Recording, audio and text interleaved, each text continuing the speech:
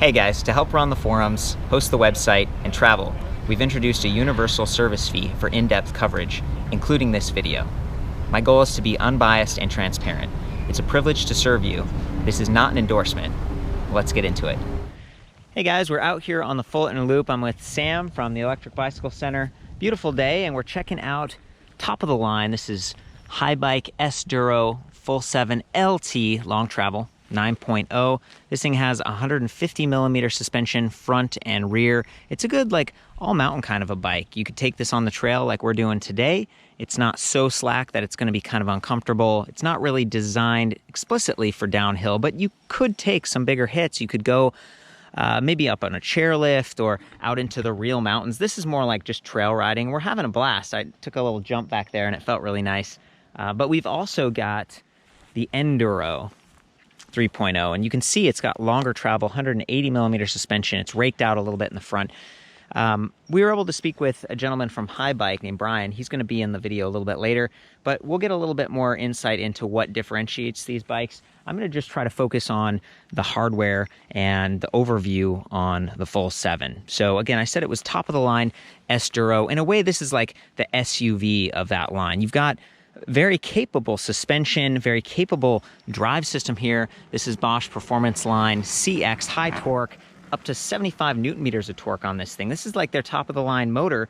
Even the suspension, you know, Rock Shocks Revelation up here, nice big stanchions. They're black anodized. You're gonna get reduced stiction, a lot of adjustability up here with compression and rapid recovery rebound, air fork, so it's lightweight, and you can sag it to fit your body weight. I'm a relatively lightweight guy, like 135 pounds, so I don't need as high of air pressure.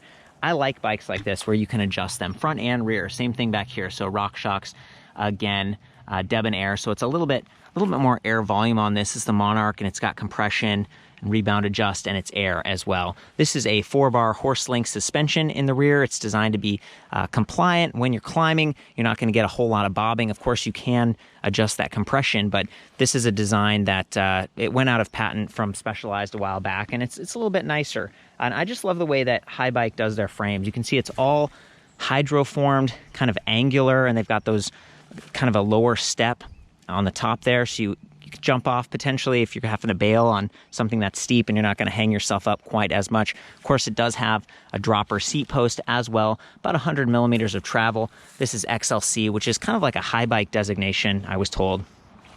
I guess before I get too much into that, we do have a tapered steerer, as you would expect, and you can see that the battery is integrated. This is the Bosch PowerTube 500, 36 volts, 13.4 amp hours. That's what they're running on all of their top-end bikes. You can see that over here as well. So even though this is a more expensive bike, and actually they're fairly comparably priced, some of these, I was surprised, because to me this is like a higher-end bike, but it's so specialized, right? This is for people who are spending more time doing downhill.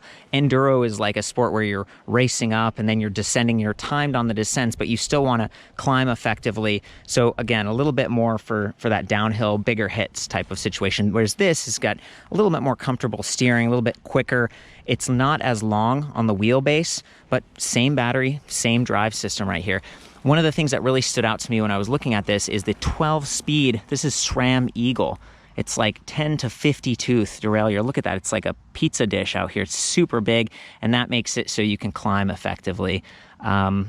It's also, you know, up here, 18 tooth. It's also like a really nice drivetrain design. You can see they've got this, what they call sprocket equalizing system. It's a little kind of a pulley wheel, raises the chain, and so it doesn't get as much kickback with this rear suspension design. Haibike does a good job. They've got that nice big rubberized slap guard, chainstay protector.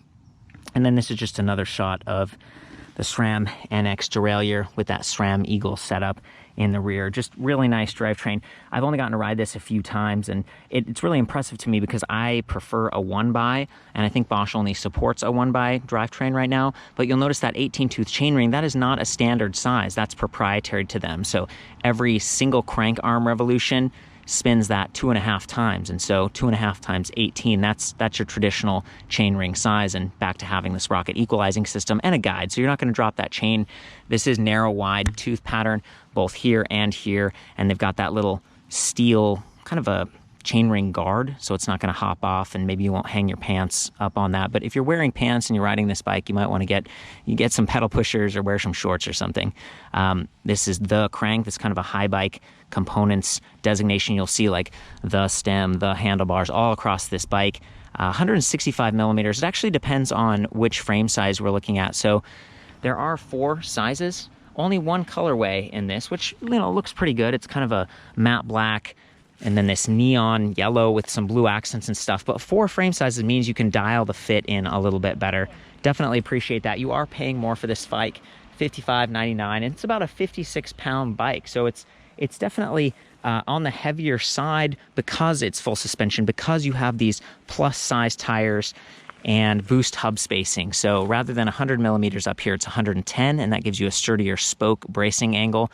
And we're up here with 2.8 inch by 27.5. So that gives you a little bit more float, a little bit more traction, but it does add some weight, and that weight is really handled beautifully by that efficient mid-drive motor. So I mentioned before that up to 75 Newton meters of peak torque, this thing will spin up to 120 RPM, so you can really spin. Sometimes I'm pedaling towards a hill and I drop my cadence a lot. So I'm like, actually, I guess I would raise my cadence. I would drop down to a lower gear for climbing, and especially with that 50-tooth sprocket. So I'm dropping down, I'm preparing to climb, I'm spinning so I can give myself a mechanical advantage.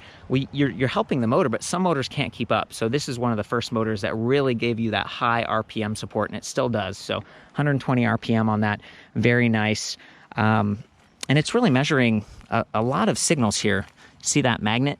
There's a little sensor right there. So rear wheel speed, pedal cadence, and pedal torque over 1,000 times per second on that. And it does have shift detection, which is unique. Yamaha, Shimano, all the other big players, Brose, they don't have shift detection, and it's just a software thing, but it's designed to measure the pressure of your pedal strokes and then also measure the pressure that this derailleur and that shifter cable is going through, and then differentiate between the two and ease off a little bit so you're not wrecking those sprockets and bending the teeth and messing up your chain. So just very, very awesome all around on this thing, from the dropper seat post to the really nice suspension to the nice rims.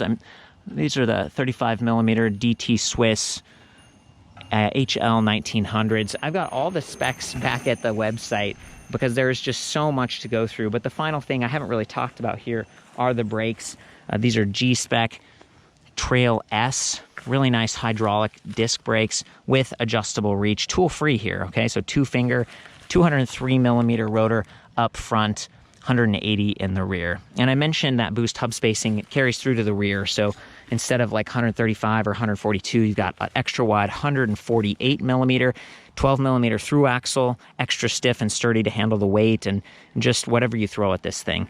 Up front, 15 millimeter through axle. So just as you would expect with any high-end mountain bike, and this is a higher-end electric mountain bike. Again, top-of-the-line SDURO, and then we start getting into the X-Duro to take it even further, and this is where the line really starts to blur. We can maybe hear more about that from Brian real quick. Cool. So, coming back to these different bikes, it's been an awesome time just trying them back to back and getting a feel for the differences, because the Haibike line, it can be kind of intimidating. I remember in years past, there are so many different options, and I think for 2019, you guys brought in sort of fewer bikes, right? We did. We made a deliberate decision to kind of narrow the focus, go deeper in terms of inventory with the core models. We felt that the consumer and the retailer alike was at times overwhelmed, and justifiably so, by all of the options that we had. Choice is great, but it's like you brought in the best of each category. To me, that's how it feels like, as someone who's a little bit admittedly novice on some of this. And so that's why I wanted to bring Brian in on this. What's your role at Haibike? So I'm a territory manager in the Southwest, so I manage the sales environment here in the Southwest. Okay. And I've been working with the brand since July of 2015. So wow. In some regards, an old hand with the brand. So I've been very fortunate. So let's talk about the full 7 here. And is this the SDURO or X-Duro? So this full 7 LT90 falls within the SDURO side of our lineup. I see that. So what does that mean in this case? So last year we went and realigned our product range. So we moved away from SDURO and XDURO as designators of the drive systems the bikes were equipped with to categorizations in terms of use and geometry, with a hint of capability in there as well. This is a pretty capable bike. It's full suspension. You got the Bosch Performance Line CX, the PowerTube integration. I mean, I look at this and I'm like, man, this is really capable. So what does it mean, the full 7? And just tell me about how this compares to like the all mountain and the Enduro. So with the full 7, it's full suspension, 27.5 wheel, in this case 27.5 plus. LT stands for long travel, so this is a 150 millimeter travel platform. Cool. This slots in on the SDURO side of the spectrum as the top model option for us here in the US. Wow. With the part spec that it has, with the CX system, PowerTube, etc. And it comes in at a fairly reasonable price point given what the package is built from at $55.99.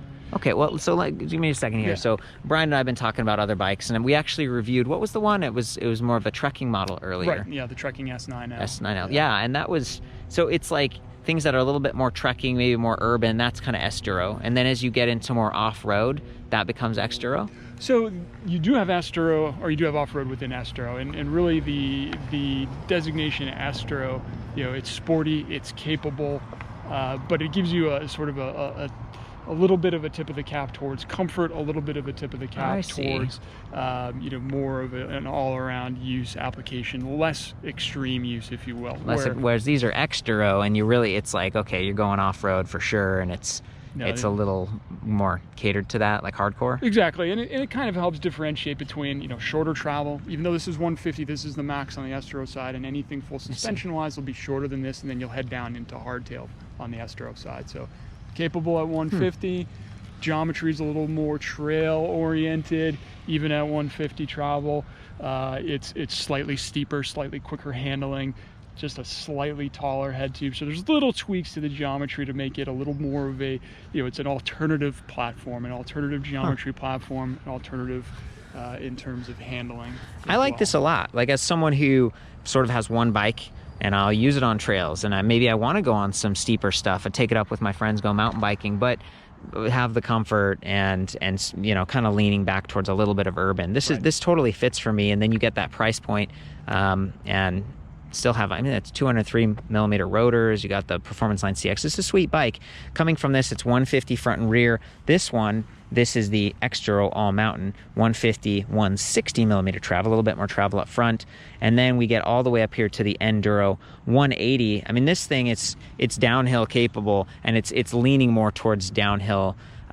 With that longer travel and the slacker head tube angle, the handling is different and stuff than this one. That's a little more like you're riding on the road, you turn, you don't have to really like pull it quite as much. Exactly. This is definitely a quicker handling bike, perfect for if you're darting in and out, using that as your quote SUV when you're out in traffic around town, and then shuttling yourself, right? And you're riding from the house to the trailhead like we were able to do here, riding from the shop to the trailhead, and it's darting in and out of traffic. Then you hit a trail like this where they're forward and loop. It's undulating, but not extreme. So certainly there's some, fun technical sections that are demanding. This with its quicker handling element to it. See, the trail has exhausted Sam. So. Yes. This is okay. Thank you. This is really like the bleeding edge of SDURO, and so I'm kind of putting you on the spot and trying to like tease out those differences. But this is the first year that you guys have done this, and it's so interesting to see like Bosch, which used to only be XDURO on an SDURO bike, and then Yamaha, which used to only be SDURO on an XDURO bike. And so these two bikes are really, really fun, and there's a lot of overlap, and they probably could interchange a little bit, but the longer travel, slightly slacker, and I don't know, what is there anything else that stands out between these two bikes if someone's trying to pick one over the other? The longer travel, like you said, slightly slacker the geometry, and there is a little bit of a a difference in terms of the playfulness of this system. With the Yamaha system being lighter, in the external battery, many folks look at the external battery and think, oh, this is archaic in terms of the way e-bike technology has gone, where we've been concealing the batteries and so on and so forth. But the advantages to that are pushing the center of gravity a little bit lower, closer to the motor, so that weight isn't up towards the cockpit, so it can be a little bit more playful, getting that up off the ground. So it's an interesting sort of counterpoint to the other options in the lineup. Okay, thank you so much, man. I really appreciate that. It's nice to see these and get your expert perspective. Okay guys, so I'm gonna jump into the battery here again real quick. I just wanna show you this nice plastic cover. It does a pretty good job of protecting it, but without adding a lot of weight. Some of the other designs, like Trek has one that comes out to the side, some come out from the top, but then you can't get that lower top tube. I think Haibike's done an excellent job with this. There's a little metal tab, you kind of slide up like that, and then it pops out. You can unlock this with an ABIS key, and you can get this key to like because they give you this plus code key card, so you could have a folding lock or something that's matching, so you don't have to carry around a bunch of extra keys. So anyway, it's a two-step process. You unlock it, the battery falls partially out, and then you have to press and get the rest. So it's not going to drop as easily as some of the other bikes that I've seen out there. I'm going to go ahead and lock this back up real quick. It might be kind of difficult. There we go. Got it with one hand. I like that the charging port is up high. Right? In the past, they used to put some of the charging ports down by the motor, and you could bump that with the crank arms if you were pedaling along. This bike does have provisions for mounting a kickstand, which is kind of amazing to me. Over here, it's like an 18mm bolt pattern. And then the display panel. So once the batteries are charged up and everything, you can boot up the display. I do want to suggest that with these batteries, they're high capacity, really nice lithium ion batteries, but the extreme heat and cold can be hard on them. So it's nice that you can remove that, whether you're trying to reduce the weight to put this on the back of your car or something, or maybe just lifting the bike, or you're storing the bike in a garage or something where it gets really hot and you can store the battery separately so it lasts longer. And Bosch does offer 2-year comprehensive warranty on their electronic stuff, and that's sort of matched by Haibike, and then I think they give you like 5 years on the frame. I didn't go too much more into the tires, and maybe I should have. These knobby nicks have Evolution, APX, and TLE, so they're tubeless ready. They've got some puncture protection quality and Addix speed grip, you know, super high-end stuff like I was saying before. But I'm going to jump into the display panel, and I'm going to do that over here in the shade, so it might be a little bit easier to see this thing. There's a power button on top. This is Bosch Purion. It's nice, and it kind of bums me out every time because there's a little like micro USB potentially charging port over there, but it's actually just for diagnostics. And as someone who uses Strava and stuff, it'd be kind of nice if I could draw from that high capacity battery from the display. But hey, this thing does adjust in terms of the angle, so if you're getting some glare, you just don't over tighten it. It's not removable, but it keeps that bar looking more like a regular bike. It doesn't stand out quite as much. So on the top, we've got current speed. Here we've got assist level. If we press plus or minus, it goes from off to eco, tour, EMTB, or turbo. EMTB is pretty cool. It gives you a wider range of power, and it's based more on pedal torque, so you don't have to be thinking about changing assist level as well as shifting through those gears. And while we're over here, these are single click gears. So compared to some of the Shimano drivetrains I've looked at that have like multi-shift, I think they did that purposely so you wouldn't be stressing the chain and the sprockets quite so much. So that's kind of an e-bike, a nod to e-bike stuff that I see a lot on SRAM. So anyway, all the way up to turbo. It's a pretty simple system. It's pretty easy to reach. If you press closer to the screen, it's going to click a little bit easier because down here, that's sort of where it's mounted. It sort of pivots in, so keep that in mind if you have trouble. And then down here, we have walk mode. So as long as you're not in off, I think you can just hold walk mode for a second and then press plus, and the bike will push itself forward, which would be really handy if you're trying to get up a steep section that's too much to climb, or maybe you got a flat tire or something like that. So the other thing you can do is hold minus, and it'll cycle through to trip distance, total distance like odometer, and then range. And range is really cool because it sort of dynamically calculates how far the bike can go based on the level of assist, the remaining battery capacity, and your last mile of riding. It's really good, and you could change from miles per hour to kilometers per hour by holding minus and tapping the power button. So that's a little tip for you guys. I have another guide back on the EBR forums that talks all about this and goes into a bit more depth, but that's a good quick overview on this thing. I'm going to hop on and just shine the camera around so you can see and hear that motor in action. I'm actually pretty impressed with the design here, how it's really blended with that down tube. You know, Haibike does a great job with their designs. There's a plastic scuff guard on the front there. And this motor is a bit heavier at 8.8 pounds compared to some of the others, and a little bit wider Q factor, but it's just very proven. It's got that shift detection and that Bosch battery, which is one of the leaders in the space. They've been in the US longer than most of the other companies, and Haibike's been a real leader. So I'm gonna hop on this and just go down that trail. There we go. Okay, in eco right now.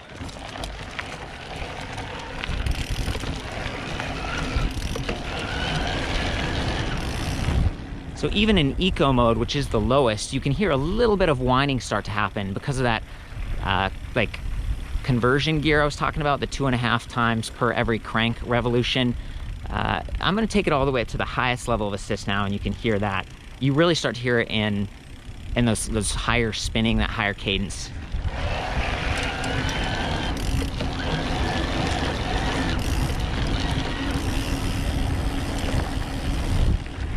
Not the end of the world, especially when you got that trail noise mixed in, but worth highlighting because that is one of the trade-offs for Bosch compared to some of the other drive systems. Very stable with those wider tires, even as I go off-road a little bit there, trying not to hit a tree.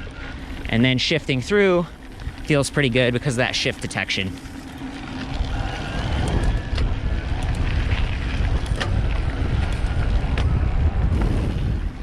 Very nice, very, very nice. Okay guys, from here you can see that sprocket equalizing system, the 18-tooth chainring, and then a little bit of that massive 12-speed cassette, 10 to 50. Okay, that's huge. It's like 500% gear ratio. The shifting is really crisp and fast, but again, you do have to press for each shift. It's a single click versus like 1, 2, 3 that you get on some of the Shimano DRXT, SLX stuff. I'm gonna pedal along, give you an up-close view of the motor, and you can listen to it. You can see how quickly it starts and stops. It's very responsive. It's one of my favorite drive systems, and even though it does weigh a little bit more, that weight is low in center, reliability is really high, and the support is great with Bosch. Also, you can see a little bit of that down tube there. They have the modular rail system where you can put like a lock mounting system as well as like a magnetic bottle cage. Some of the other high bikes you can actually put a second battery, but that doesn't fit here because of the rear suspension design, which you'll get to see while we ride as well. These nice kind of unbranded pedals. It's nice that they come with pedals and that they're a little bit larger. It's got fixed pins so you can just hop on with tennis shoes and try this at your local shop. And more people seem to be riding like without any kind of clip-in mechanism for electric mountain bike riding. And I don't know, that's my style too. Personally, I just prefer to ride around with my regular shoes. So here we go, let's do it. I will be in the highest level of assist just so that the motor noise is the most pronounced and give you some idea of what this could be like at the higher power, at the higher speed pedaling.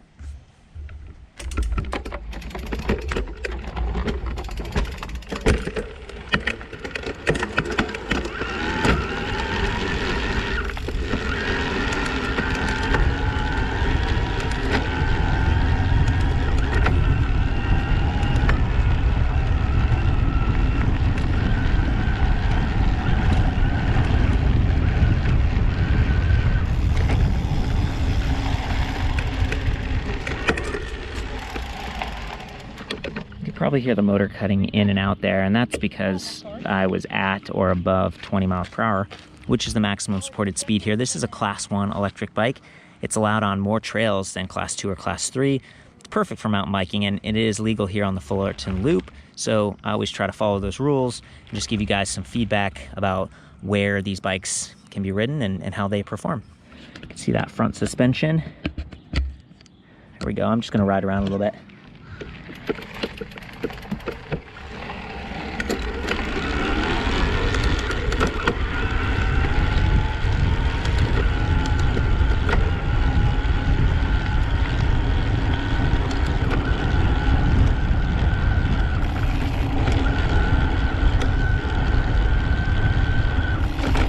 Really plush.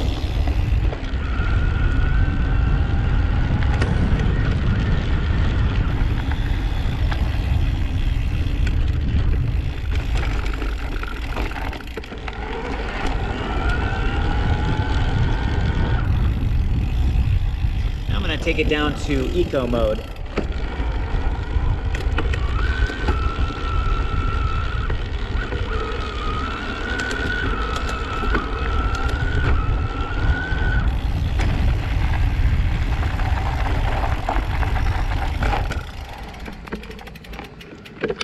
Stopping's really smooth, everything feels pretty good, but there's still a little bit of humming just because of that reduction gear going on right there on the motor. Guys, I think that is about it. It was a little bit confusing to me just looking at this bike and thinking like, okay, it's SDURO, And maybe that's just about the geometry and stuff, but with a really high-end drive system, I'm used to thinking of X-Duro as more extreme. To me, this bike is extremely capable, comes in at a pretty good price considering all the components and stuff, and I really like the design. So for the full written review on this, I'll see you back at ElectricBikeReview.com. Have fun out there, ride safe. Fill me in with any details, you know, if I mix something up or if you have anything to add about this bike. I'm doing my best. I come from like kind of a lighter mountain biking background, so for me, when I see all these super high-end components, I'm very impressed and I'm getting more and more familiar with them. But the goal is just to present this fairly and then give you all the stats back at ElectricBikeReview.com. There's like a comparison engine so you can see these bikes back to back and then, you know, help each other out. Love you guys. We'll see you next time.